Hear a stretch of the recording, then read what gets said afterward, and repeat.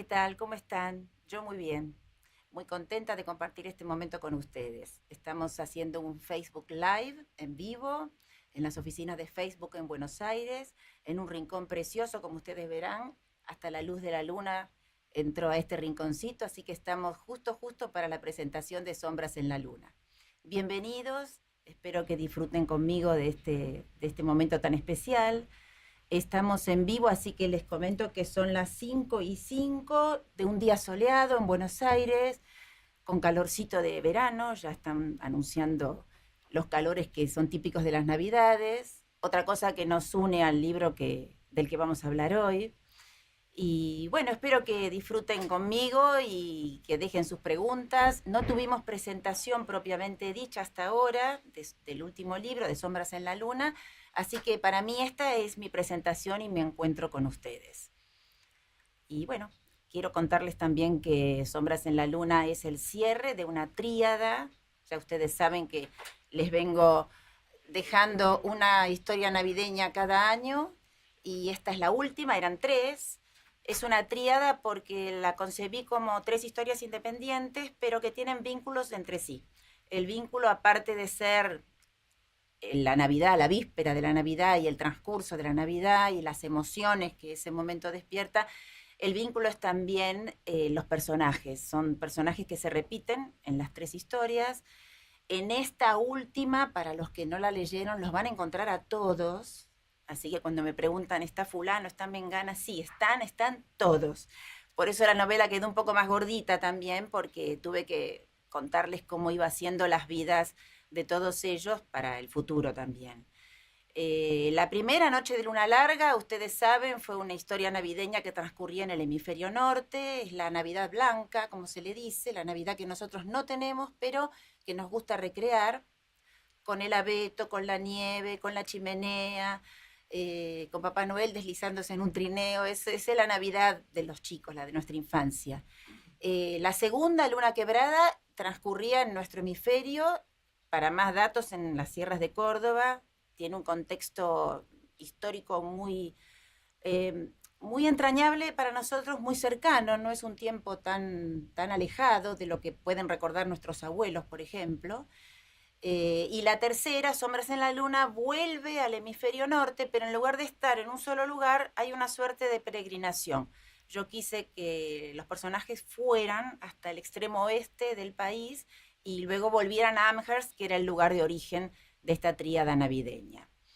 Yo escribí estas historias solamente por el placer de leer historias en las vísperas de Navidad, me gustó siempre eso, quise escribir mi propia historia también. Primero pensé en una sola y después me fui entusiasmando y dije, ¿por qué no hacer tres? El número tres tiene una importancia simbólica, por eso también quise que fueran tres historias. Y también se me ocurrió esto de ligarlas por los personajes, porque ustedes, los que me conocen, ya saben que me gusta que los personajes caminen por las novelas. En este caso también lo hacen, y caminan bastante. Y otra cosa también que les quiero contar, a lo mejor me lo quieren preguntar con más detalle, pero se los adelanto, también las pensé como un cierre para la serie histórica que empezó con La Maestra de la Laguna.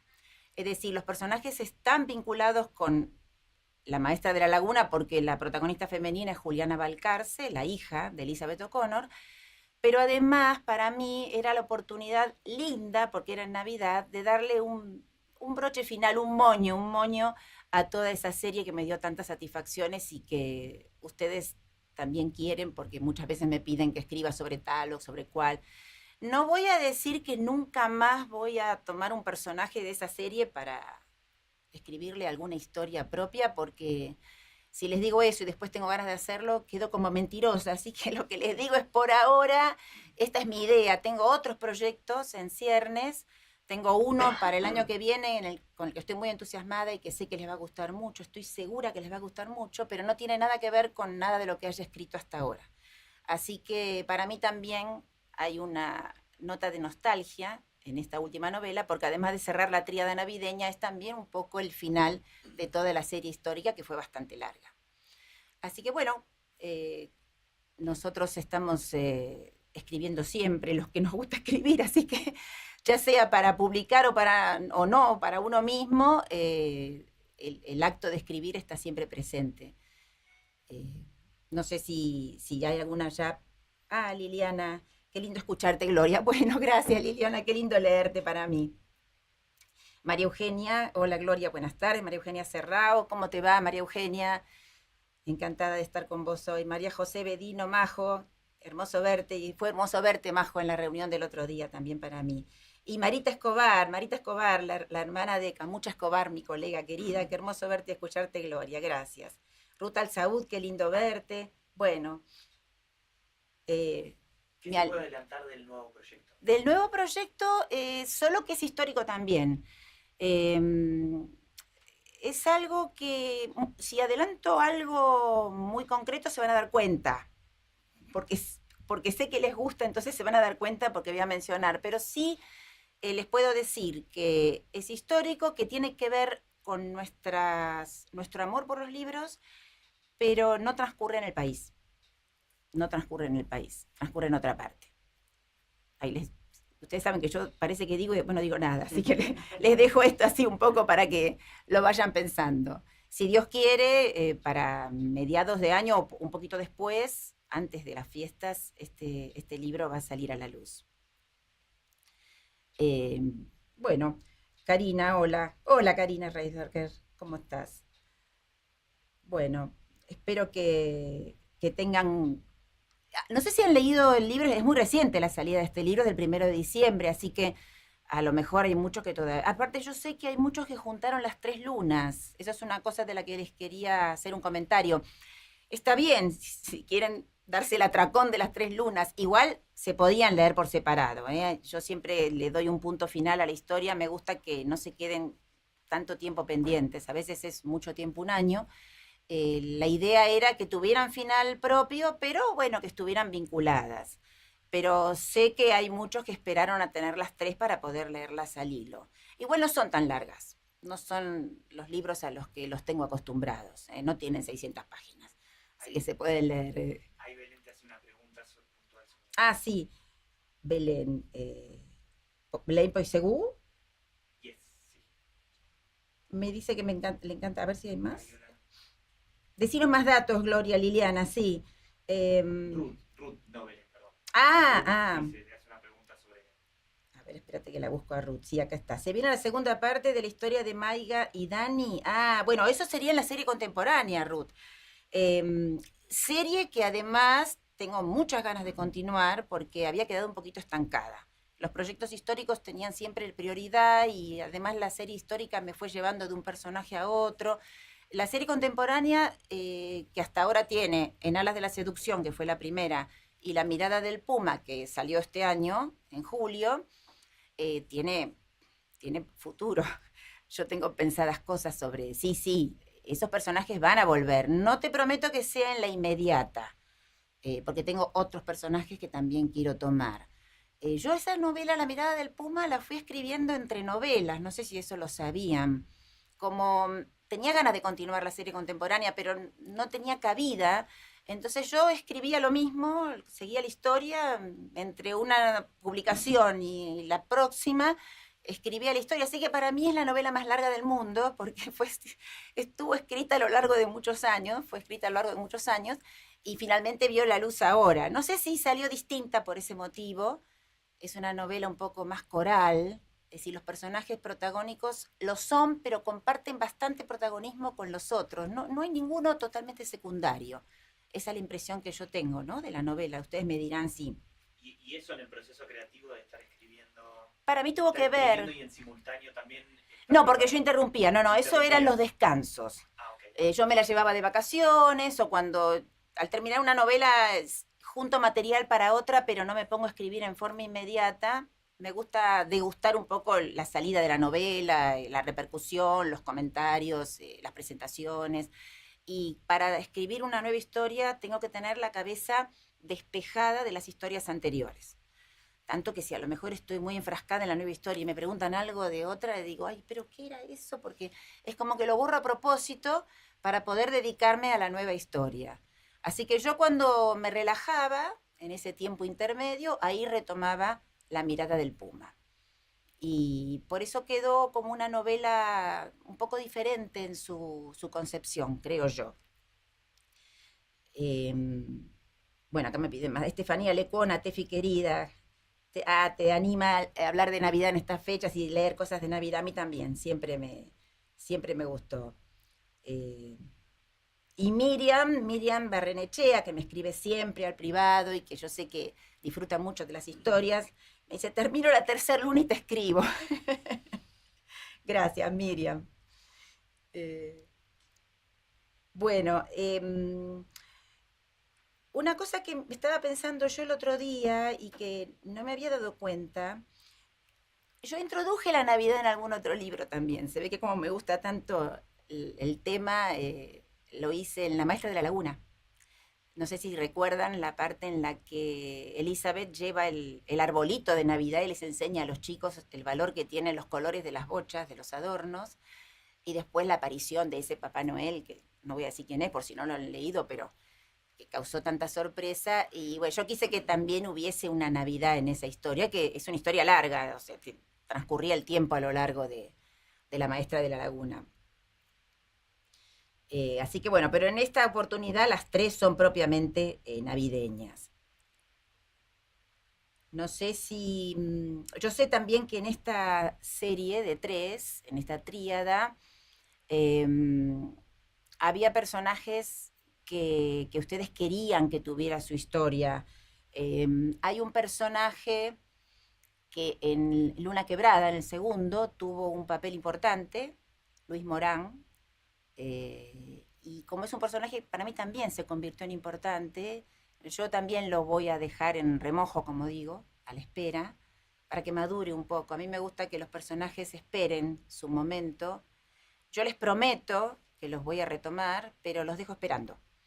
Siempre es necesario para mí, como autora de ellos, y también para ellos. Me parece que van cobrando más envergadura cuando esperan.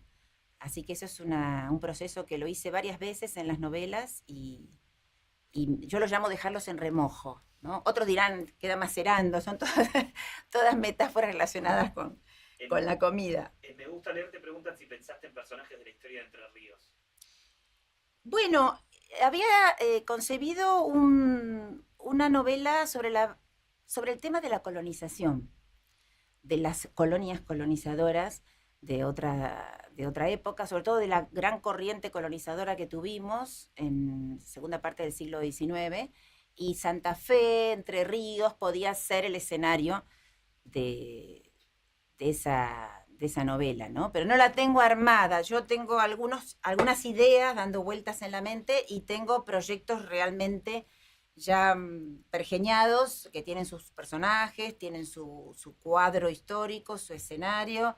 A eso, bueno, les voy dando lugar, pero esos ya tienen hasta los libros guardados, ¿no? Yo voy guardando libros a medida que pienso en futuras novelas y los ubico en mi biblioteca, los voy poniendo en el orden que corresponde y les pongo papelitos para identificarlos, ¿no? Novela de tal, novela de cual. Y bueno, después cuando llega el turno, ese grupo de libros pasa a ocupar un lugar preferencial en mi rincón de escritura y ese hueco de la biblioteca se llena con otros nuevos libros. Es una dinámica, todo un ir y venir de los libros, ¿no?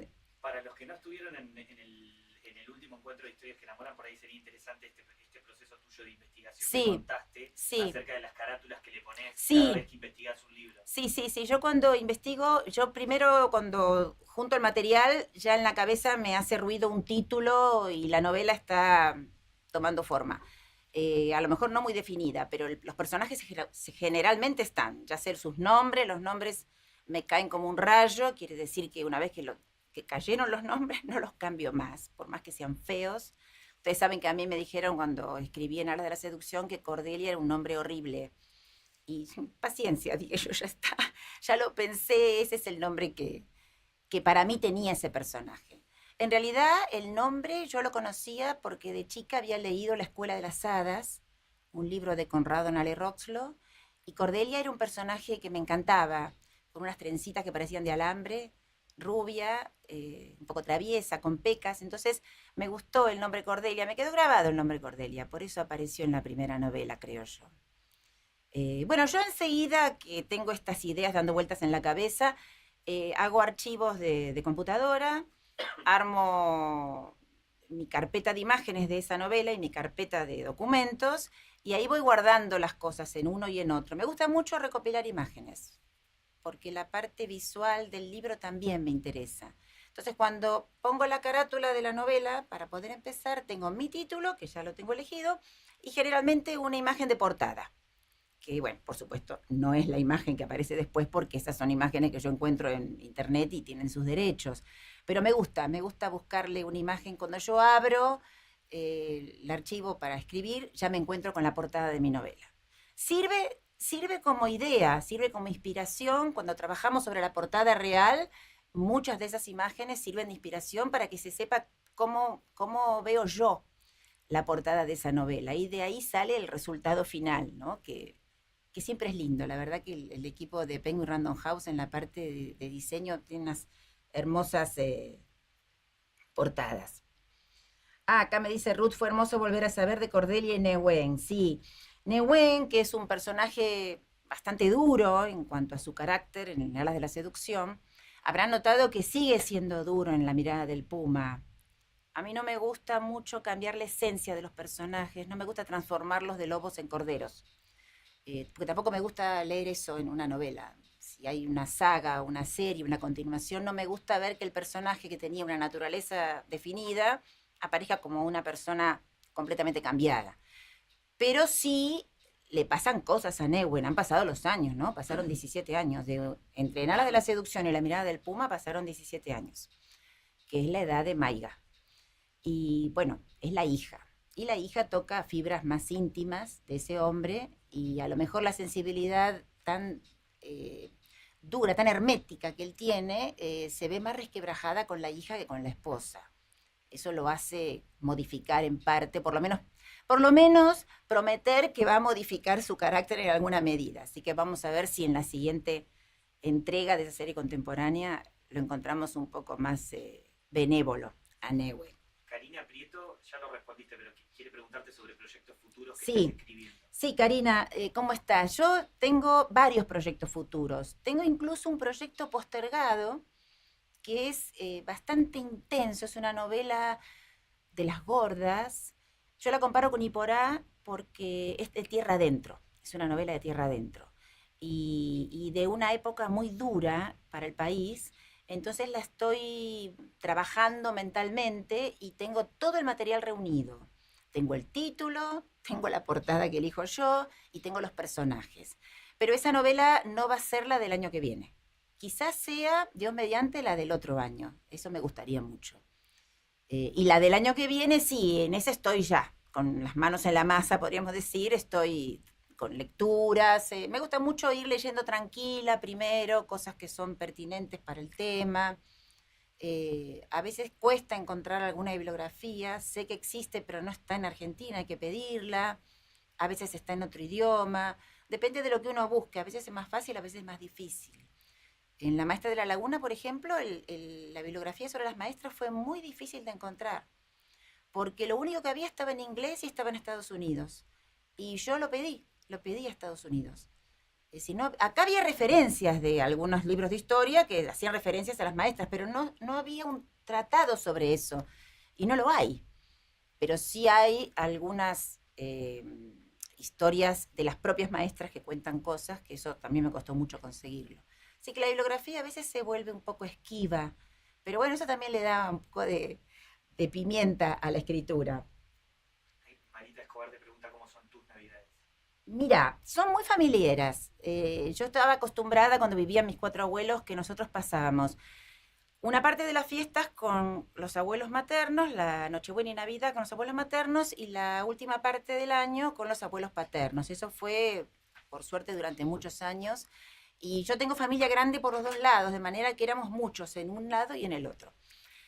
En un solo año fallecieron mis dos abuelos varones y eso cambió mucho la dinámica de las fiestas. Las seguimos festejando reunidos, pero por ejemplo, la de mis abuelos maternos, mi abuela fue a vivir con mi tío, entonces ya a veces estábamos con mi tío, a veces estábamos en mi casa, se fue reduciendo un poco. Ahora que mis hijos ya son grandes, yo la hago en mi casa. La hago con mi marido, con mi papá, con mi mamá hace tiempo que falleció, con mis hijos, con los novios de mis hijos, si puedo también, con mis perros. Son bastante caseras, son navidades caseras. Solamente un año salimos a festejar o a comer afuera, que fue cuando murieron mis abuelos, que no quisimos ese año hacer ninguna reunión, entonces salimos a cenar afuera. Pero después seguimos con el arbolito, con el pesebre. Creo que el espíritu navideño también es renacer de las cenizas y tiene una connotación espiritual que no debe ser dejada de lado, por más que las personas ya no estén a nuestro lado, están espiritualmente y la Navidad nos lo recuerda. Así que pienso que hay que seguir celebrándola. El arbolito tiene que estar. Ahí Karina también te pregunta si puedes hablar de cómo se te ocurrió continuar la historia de Jim. Ah, no lo querían mucho a Jim. Karina, eso fue muy difícil para mí, porque yo ya desde el principio supe que Jim iba a ser protagonista, Jim Morris. En La Maestra de la Laguna no lo querían, lo veían malvado y vengativo, pero a mí me gustaba el personaje, entonces yo dije, yo a él le voy a hacer una historia. Es más, a él lo tuve que correr un poco de la escena porque era bastante prepotente, avanzaba mucho en la historia, estaba cobrando más protagonismo del que le correspondía, entonces un poco lo dejé a un lado para que los otros personajes pudieran desenvolverse, pero le dije, a vos te voy a hacer tu propia historia, así que quédate tranquilo. Cuando empecé a escribir su propia historia, yo ya sabía que la mayoría, por lo menos, me decía que no lo quería, y yo pensaba, esta novela, Por el Sendero de las Lágrimas, no transcurre en el país. No es nuestra historia. Y el personaje es odiado. ¿Qué va a ser de esta novela? Pensaba yo.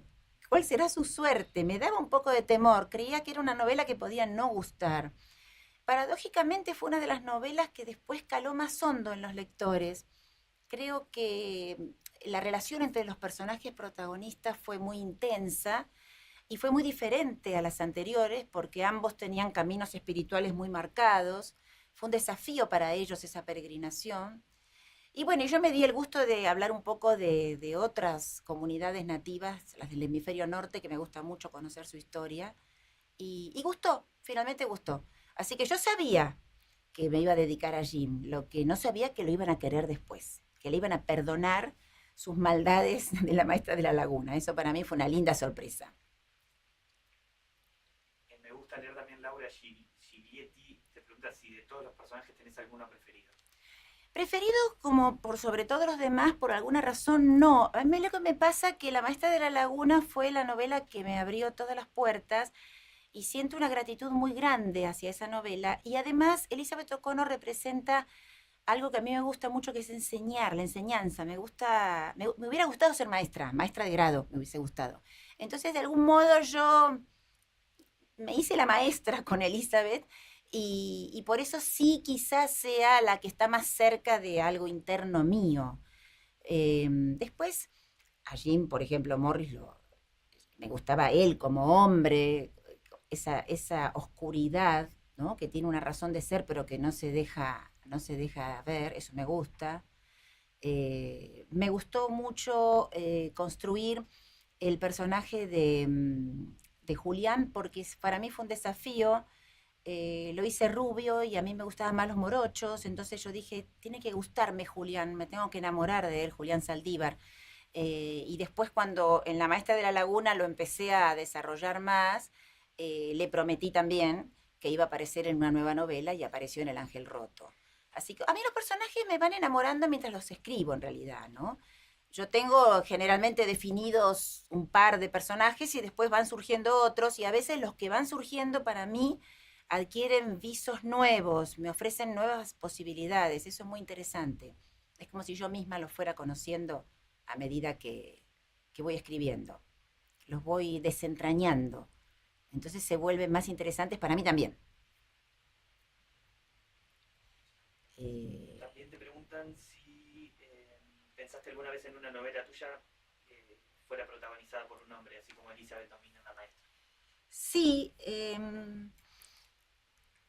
bueno, hay una que va a venir, no está. No se puede contar, no se puede contar. Es uno de los proyectos y es un hombre que les va a gustar mucho.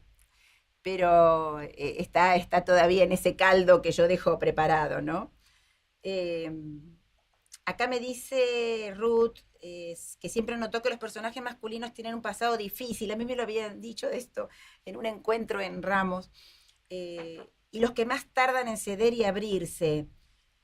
Puede ser que sean personajes muy duros y algunos sí son, porque a mí me gusta el tormento, me gusta que haya algo para desentrañar, que haya razones ocultas para las acciones de las personas, me gusta mucho, incluso en las mujeres también.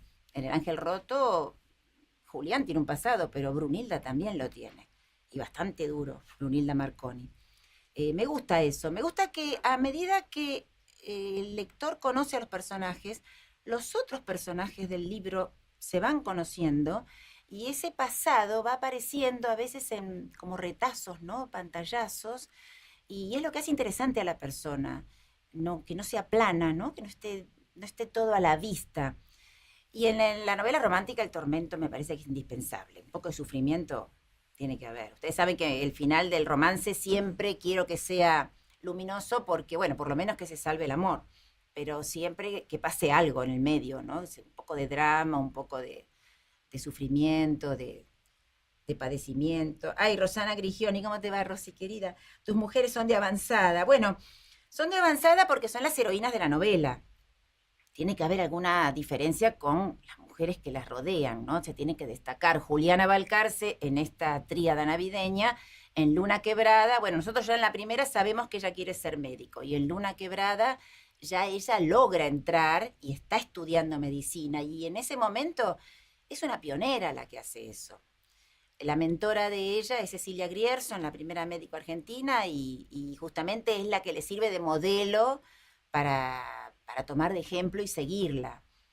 Ella además toma el desafío de ser enfermera, de moverse como enfermera en ese hospital que es para los tuberculosos en las sierras de Córdoba, porque una de las formas que tenían las estudiantes de medicina de poder tener puntos, podríamos decir, o adquirir mayor prestancia para poder después recibirse era acumular estos conocimientos anexos. La enfermería estaba más permitida a la mujer como asistente, la mujer maternal, la mujer que suministra consuelo, eso estaba más permitido. Ya la mujer médico, incluso a la propia Cecilia le habían dicho que está bien, el diploma se lo daban, pero ejercer no, porque una cosa era estudiar y otra cosa era ejercer.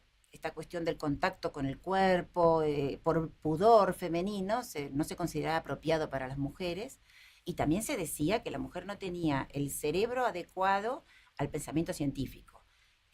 Había toda una teoría sobre esto, ¿no? Un fundamento basado en el peso específico del cerebro, que era menor en la mujer que en el hombre, que el pensamiento científico tenía un grado de abstracción que la mujer no tenía, no alcanzaba. Bueno, son todas cosas del pasado, obviamente, pero el hecho de que las mujeres eligieran las ciencias, solo las mujeres cuyos padres las valoraban en su inteligencia tenían acceso a las enciclopedias, a los libros de ciencia, y las que se animaban, como Cecilia Grierson, ¿no?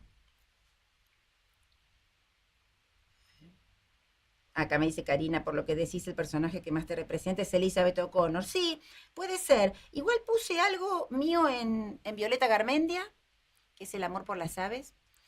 Y también puse una suerte de pensamiento espiritual que también tengo en Clara María La Rochelle.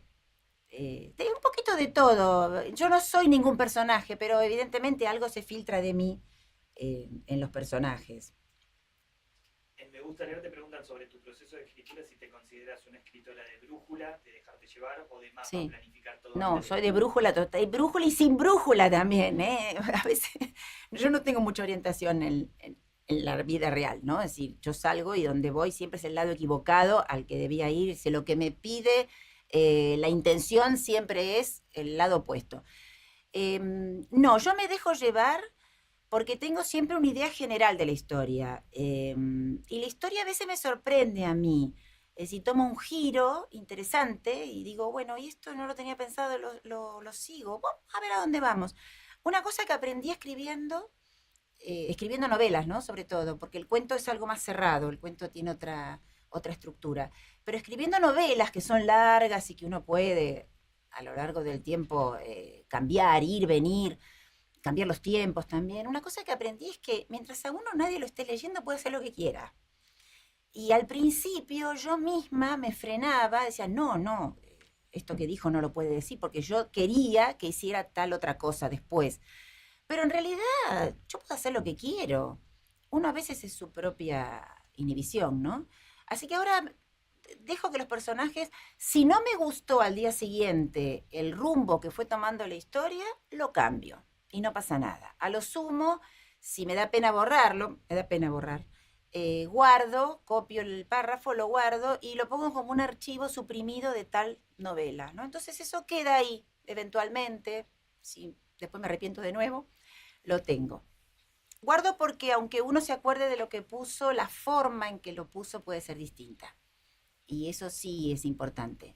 A lo mejor las mismas palabras no aparecen, uno se va a acordar de la idea, pero no de cómo la dijo. Entonces guardo.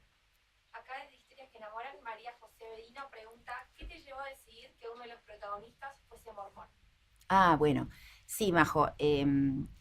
Vos sabés que a mí siempre me gustó meterme un poco en cofradías, en conocimientos así más esotéricos de las cosas.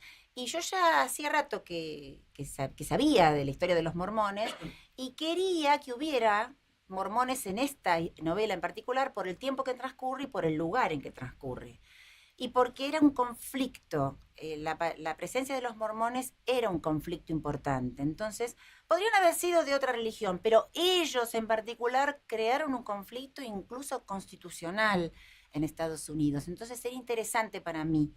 Eh, y tuve que aprender mucho sobre los mormones. En realidad, yo los conocí de chica porque tocaban la puerta de casa y siempre me acuerdo que mi abuela decía, qué buenos mozos estos muchachos, porque eran todos con el pelito bien, bien cortado, prolijos, con sus camisas blancas, sus corbatas, muy educados. Y ya me quedó grabada esa imagen. Nunca hubiera pensado en esa época que algún día iba a traer personajes mormones a una novela. Pero era un grupo, una religión que estaba presente en mi pensamiento. Así que pues, no fue normal para mí traerlos, Majo, no fue rebuscado. Lo que sí tuve que hacer es buscar material bibliográfico para conocer mejor la historia de los mormones, ¿no? Todo su proceso de adaptación, su proceso, su éxodo, porque ellos también tuvieron que moverse, fueron desplazados de un lugar a otro porque los perseguían, así que eso también fue un aprendizaje para mí. Me gusta leer y te preguntan si te gustaría escribir otra tríada ambientada en otra época. Sí, sí, me gustaría escribir otra tríada, sí. Hay que buscar un hilo conductor, hay que buscar un leitmotiv, como es la Navidad en este caso. Bueno, una buena idea. ¿Esta quién la preguntó? Inés Maidana. Inés, sí, Inés, linda idea. Vamos a ver si Inés es la administradora de mi fanpage. Tanto tiempo, Inés, hace poquito que nos vimos. Bueno, sí, puede haber otra tríada. Quizás no tenga que ver con ninguna serie, eso es una cosa también, es interesante hacer una cosa distinta. 3 libros que sean en sí mismos una unidad, pero que transcurran en un determinado lugar que sea el escenario común de los 3 y a lo mejor en una determinada época o con un determinado problema. Eso estaría lindo, se puede hacer. Una buena idea. Acá Liliana Ruiz Díaz me dice que Iporá le pareció un libro hermoso, que la historia veía en su imaginación los lugares que transcurrían. Bueno, esa es una de las novelas que más trabajo me dio, Liliana, porque había mucho material.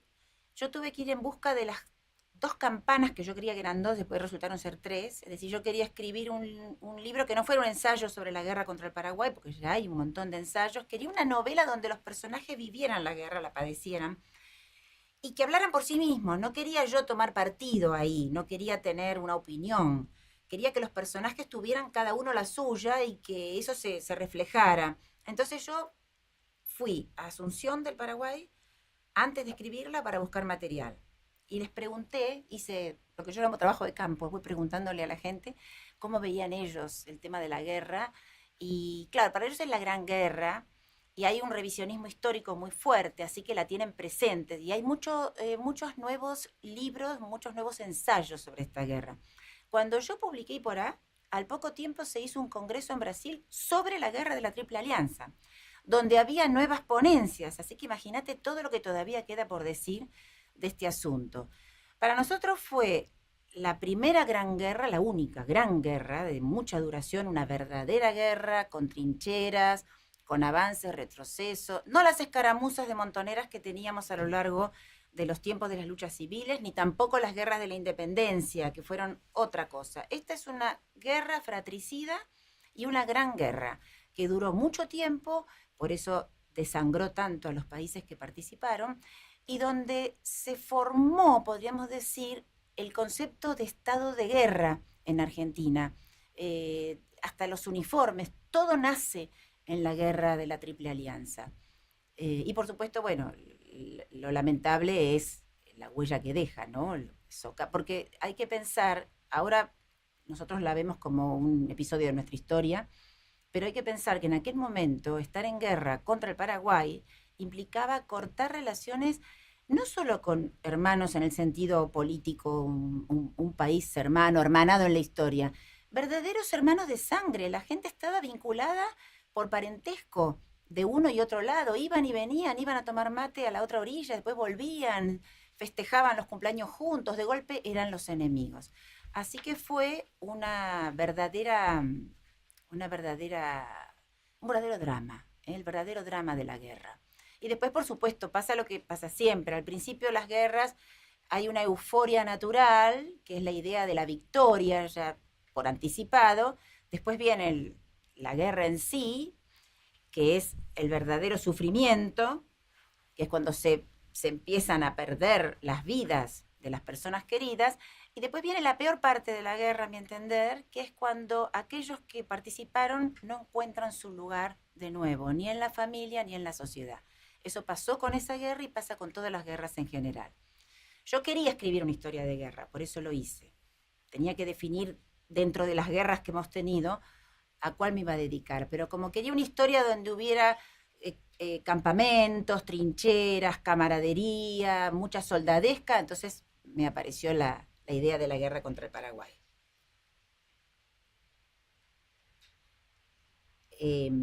Ustedes saben que esto va en vivo, pero después queda grabado. Así que ustedes en megustaleer.com.ar, el link está disponible en el posteo de este vivo. Y bueno, también lo vamos a distribuir en mis redes, en mi fanpage y seguramente en la web también. Bueno, espero que hayan disfrutado de este momento compartido. Seguramente vamos a volver a hablar de Sombras en la Luna y de la tríada en general. Todavía tenemos mucho por decir. Es más lindo hablar cuando ya el libro está leído, porque entonces surgen más cosas para desentrañar. Pero bueno, yo siempre digo que los encuentros se van sucediendo y que aunque no nos veamos en una oportunidad, siempre va a haber otra en el futuro en que podamos encontrarnos, y eso es lo lindo que tienen los libros que nos unen y nos permiten compartir estos momentos. Bueno, gracias a Penguin Random House y a Facebook Live por hacer posible todo esto. Gracias, chicos, a Juan Pablo, Jime, Cecilia y Martín, que están acá. Gracias por acompañarme. Y bueno, seguimos caminando juntos el camino de los libros. Les mando un beso muy grande.